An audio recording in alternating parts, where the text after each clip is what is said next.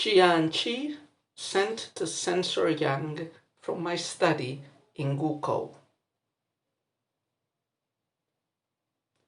From this thatched hut, nestling in a river gully, I view cloudscapes through a screen of climbing figs. I enjoy bamboo made fresh by rainfall, and love the view of the mountain range at sunset. Idle egrets come here, settling quite early. Autumn flowers flourish, linger late. My houseboy swept the pathway clear of creepers. For you, my friend, expected yesterday. So, this is the second of Qian Qi's pentasyllabic regulated poems included in this anthology. And the topic of this poem is pretty straightforward. Again, it's a topic that we've encountered many times before. So this is the happy, retired country life, the life of the gentleman scholar who is not serving at court, who is living in a rural place and who is content. So this is a poem that, feeds into a line that dates back to at least Tao Zhuangming's poems. He was the first poet to, the first scholar poet to make poems praising simple life in the countryside with simple pleasures and not serving in office. And, this was always a popular subgenre of poetry. In the Han, it had many important practitioners, among them probably many poems by Wang Wei, almost all of the poems, or at least the famous ones, of Qian Qi, and in this case, this poem by Qian Qi. Poems that praise the rural lifestyle are usually also landscape poems, because they usually describe the natural landscape surrounding the country house, the thatched hut of the scholar official. So they generally include animals and vegetation and mountains and rivers. Although, of course, you could say that it's not a completely wild nature. It's rather the semi-subdued nature of gardens and fields that surrounds a scholar official's life, as opposed to wild mountains and forests where only pure hermits dwell or animals dwell. So, as I said, main topic, a description of the life and especially of the surroundings of the place where a scholar leading the retired life is. Another topic which is clearly important from the title, and especially from the last couplet of this poem, is friendship, meeting with friends. We've read a lot of poems in which a scholar official went to visit a hermit or a friend and enjoyed his company, and this poem has this element as well. So from what we can gather at the end of it, Qian Qi is expecting the visit of censor Yang. He is not just writing to him, he is expecting him to come and visit him. In fact, his delay is probably the reason why this poem has been written in the first place. Okay, then, so having said that, let's go as usual, couplet by couplet, taking a look at what it says. First couplet. From this thatched hut, nestling in a river gully, I view cloudscapes through a screen of climbing figs. So, as is quite usual in traditional Chinese poems, the first poem locates us. It's locating us geographically. We don't get a clear indication of where we are. That was already in the title. We are in the study in Gukou of Qian Qi. From a quick search that I've made in the internet, I think this Gukou is probably a rural place in the north of China, in the modern province of Shaanxi. So, not incredibly far from the capital, actually.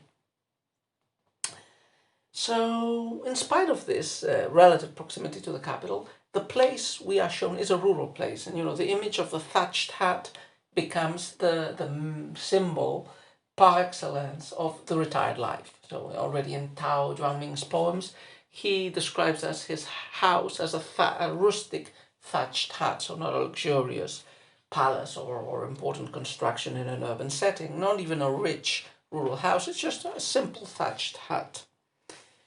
So that is the place from where Qian Qi is writing, and we get this quaint rural scene in this first couplet of the thatched hat. It's nested in a river gully. Yeah.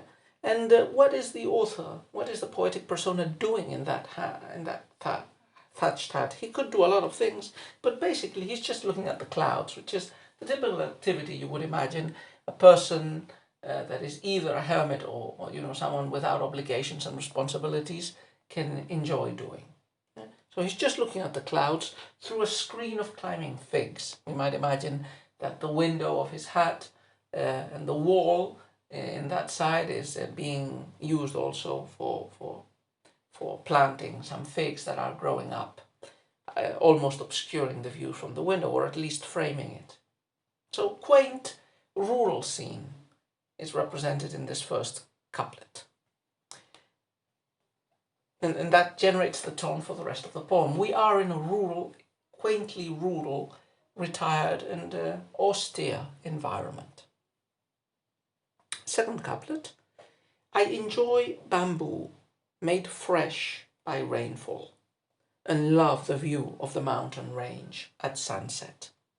So the first couplet already introduced us to the place and to some of the pleasures of the poetic persona, which included looking at the clouds. The second couplet develops those pleasures, those rural pleasures that Qian Qi is enjoying, with two examples. One of them is enjoying the bamboo after rainfall. Bamboo is, a deep emerald green. After rain, it would be shiny and would have a gem-like luster. So he enjoys looking at the bamboo, and he also enjoys looking at the mountains at sunset. So when the beautiful purple, gold, orangey colors of the setting sun, reddish as well, sink into the mountains, the mountains far away, acquire part of those hues. They're a beautiful sight. Yeah. That appears also a lot in Western poetry, we could say. All of them visual images. This is the first parallelistic couplet. You would have probably seen the parallelism between enjoy and love. Rainfall, sunset, bamboo, mountain.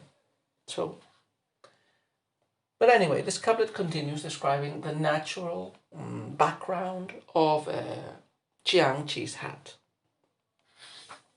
Third couplet. Now the third couplet continues in that line, but instead of describing more generic, natural elements of the landscape, it will describe as an animal or a group of animals and flowers. Idle egrets come here, settling quite early. Autumn flowers flourish, linger late. So this third couplet seems to introduce a seasonal element with the autumn flowers. Remember, autumn is the season of melancholy and slight sadness, which points at the slight sadness that Qian Qi is feeling, and we will see why in the last couplet. So birds come here sometimes, egrets, idle egrets. One feels that these idle egrets are a parallel for Qian Qi himself, who is also idly settling here in this hat. And they come early, and then there are autumn flowers also here that flourish, and they linger late. You also see the parallelism here. Egrets, flowers, settling, flourishing, quite early, quite late. Yeah? These images, these contrasts between the egrets who come early and the flowers who last till late are also preluding what will be introduced in the last couplet. That is, that Qian Qi is waiting here for his friend. He is like the egret who settled here early. He is waiting for the autumn flowers, that is for his friend, and hoping that he will linger late. And in fact, he has arrived late. So lateness is already associated also with this censor yang. Finally, the last couplet. My houseboy swept the pathway clear of creepers. For you, my friend, expected yesterday. So all this background of description of this rural, idyllic place has acted as an introduction really to the last couplet, which is the message or that Qian Qi wants to transmit to censor yang. The reason, you could say, why he is sending him this poem, perhaps along with a letter, saying, it's nudging his friend and saying, hey, I have been waiting for you. You were expected here yesterday. Come, we're waiting for you in this wonderful rural, idyllic place. So the image of the houseboy sweeping the path clear of creepers conveys two things. First of all, even though he's in a rural setting, Qian Qi is not a peasant. He is a scholar official. I mean, he has servants, evidently. So here his houseboy is cleaning the path. Now, this very image of cleaning a path connects with some images of the rural house, which is so abandoned, so far from civilization, that plants have overgrown the paths, and that paths might be difficult to see.